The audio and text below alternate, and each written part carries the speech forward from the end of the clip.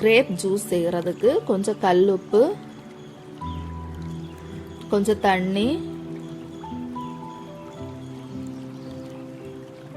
எடுத்து வச்சிருக்கிற கிரேப்ஸை இந்த தண்ணியிலேயே ஒரு 10 நிமிஷம் நம்ம ஊற வச்சிடலாம். உப்பு தண்ணியில் ஊற வச்ச கிரேப்ஸை மறுபடியும் 2 தடவை தண்ணியில் நல்லா வாஷ் பண்ணிக்கோங்க. வாஷ் பண்ணிவிட்டு மிக்ஸி ஜாருக்கு மாற்றிடுங்க.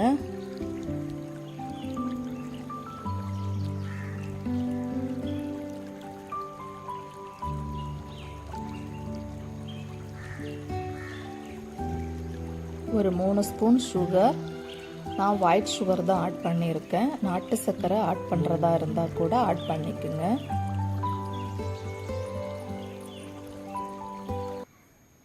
கொஞ்சம் தண்ணி ஊற்றி நல்லா அரைச்சி எடுத்துகிட்டு வந்துடலாம்.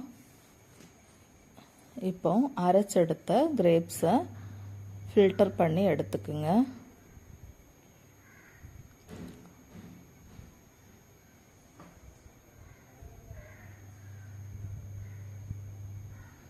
கொஞ்சம் கிரேப்ஸை தோலை நீக்கிட்டு சின்ன சின்னதாக கட் பண்ணி எடுத்து வச்சுருக்கேன். அதை அந்த கிரேப்ஸ் ஜூஸில் ஆட் பண்ணிக்கலாம். இந்த மெத்தடில் பண்ணிங்கன்னா ரொம்ப சுவையாக இருக்கும்.